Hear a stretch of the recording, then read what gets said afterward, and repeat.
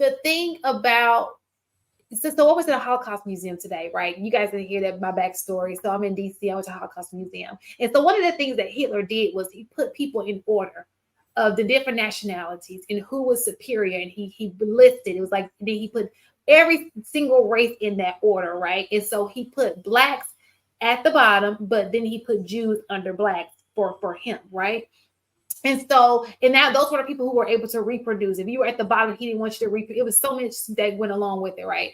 And so, people, even outside of Hitler, feel like we are the inferior ones, right? So they keep us in this box of being inferior, and they do that by pushing this agenda that we keep falling for. Like Chicago said, we control it, but we fall for it every time. Because you think it's popping to listen to that music that's calling you a bitch in a hole. You like, and you don't even understand what it's doing to you. When you talk about money and all killing and whatever the music talk about these days, I don't listen to it. But all of that crap is an agenda to keep you in that place, keep you in your place. And we sit here in our place playing our role. We got to be better than that. Go ahead, Enos. So I love what you said and the dialogue that you and Rilla had. The only pushback that I really have is that we don't have control over it, right? There's a whole machine behind the art scene. There's a whole machine behind the music scene. There's a whole machine behind the marketing scene that we don't have control over. So let me put it this way, because yes, you can choose what you consume, right? But here's how they really get you, is that the radio stations that play in the supermarket, the corner store, the bodegas around you, you're subconsciously picking this music up regardless. So by the time you get to the club and it's playing it, it's already embedded in itself, and somehow you figured out the lyrics from listening to it unintentionally, right? The subliminal messages with advertising, like those things don't pop out of thin air. Even if you're somebody who's a mindful consumer, you're still subjugated to this stuff because we don't actually have control over our image. There's a lot of money to be made over our image being what it is, right? What we have control over is how we internalize it, not the way that we consume it. So this is my thing. I would not disagree with anything you have to say, but my problem is I we would. still we I I do too. we still feed into it. You don't have to like it. So that's one extra point for it. We all start, we quick this call something whack and it goes out, right? So you don't have to feed into it. Even if they keep pushing it and you keep pushing against the narrative and you move a certain way, eventually the money is just not going to be there. It's one thing for a person to talk a bit bad about you and you support them talking bad about you. And somebody's talking bad about you and you don't support it. Right now, we're in full support of it. And that's the problem. That's a big problem. And something to what said, I agree. You don't have control once you leave outside of your bubble, right? Outside of your home. And I think that is where it all starts. Like, I know in our home, the way we were raised, we weren't allowed to listen to certain music. Now, don't get me wrong. As a kid, we still snuck. You know what I'm saying? I mean, I think that's what kids do. They're going to push the limit. They're going to find, go over boundaries and stuff like that. So we did sneak, but there was a level of the fact that we had to sneak because we knew that we were going outside of the boundaries of what our parents established in the home. So even though we heard the music, it wasn't at the level of just having complete freedom and access to it. So that helped curtail some of the behavior. It helped curtail as many hours of that pumping into our minds or what have you, because we weren't allowed to listen to it. I think the difference now is that there is complete access to this kind of stuff without having any level of understanding when you're that young listening to it, because your parents are listening to it. So you're like how AP was saying, like his daughter, and I was shocked that my son knew some old school songs. And he was like, oh, y'all used to play this all the time. So sometimes the environment that we create also impacts our kids. So if we're listening to that music and then we're saying, you don't need to be listening to that, like that's not creating a conducive environment for them. And then I think the other part of it is I'm seeing more and more now the expectation of whose responsibility and role is to raise their kids is falling on people outside of the parents. I was telling Shan, was it today or yesterday that I went to a Super Bowl party and we were just talking, and I literally heard an adult say, it is the school's responsibility to educate my kid. And I was like, well, yeah, there's a part of it. Yeah, there's a part, but there's a triangle. You're responsible, the kid is responsible, and the teacher is. And if anyone is out of that whack, it'll mess it up. And so she was like, no, teachers get paid legally. My child doesn't have to go to school till they're 6 legally.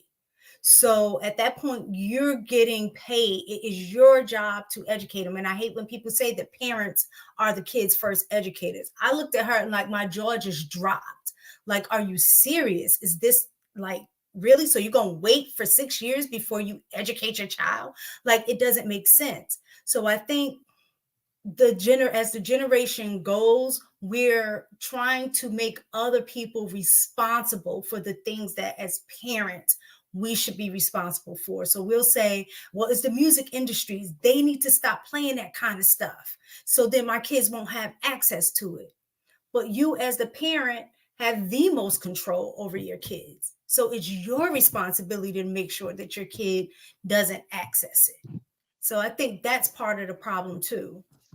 Wait, the lady said she Okay. doesn't have to educate her child until 6 years old, so Yeah. she's not doing anything, and she gonna wait to send them. That's crazy. Yeah. Well, I She don't think she shouldn't have said had she's not kids. going to do anything. I Yeah. think her point was what she was trying to make is that she was trying to point out that schools blame parents for the way the As kids they are. should, yes. And They what they I was trying 1000% to should. say, well, it is you. You are the kid's first teacher.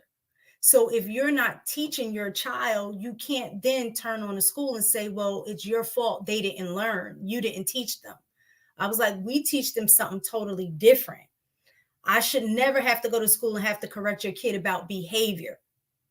I'm paid to teach them ABCs and stuff like that, not to parent them. That's your job. But So it was like, mistaken, the sad part is by her saying she's not responsible for teaching her kid, she is teaching her kid. And the sad part is she doesn't know that she's teaching her kid. But look, I'm gonna drop down real quick because we We all about to I'm drop on down because I'm on yeah, vacation. we closed on our house today, so I'm on cloud nine right now.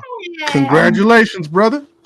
I'm moving in the middle of the night. They pushed our closing date back, so I wasn't prepared. So I'm out here just we can't wait. So I'm just moving stuff, right?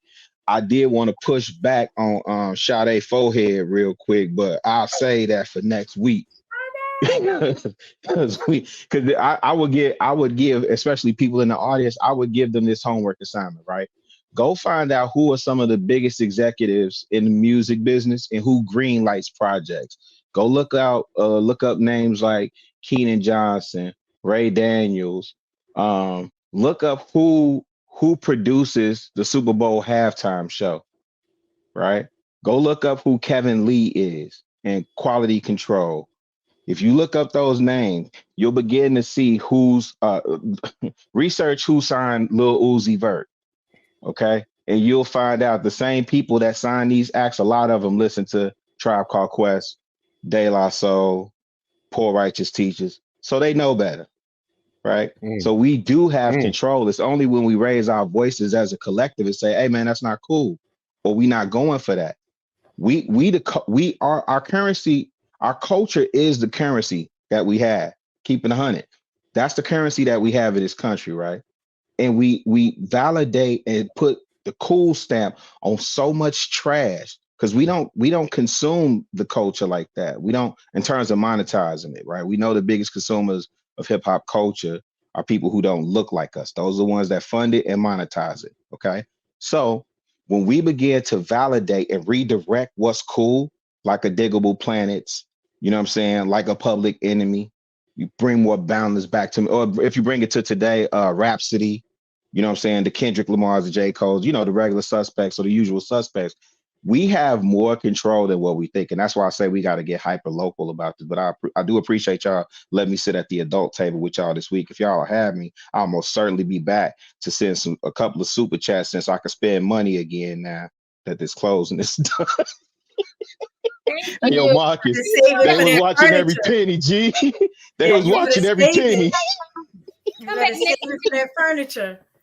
Hey, Miss Take It, they wouldn't let me spend it down. They was like, hey, what's going on with that account? What's moving? What you doing around there? Make sure you come back next week. Congratulations. Congrats. Yeah. Peace, y'all.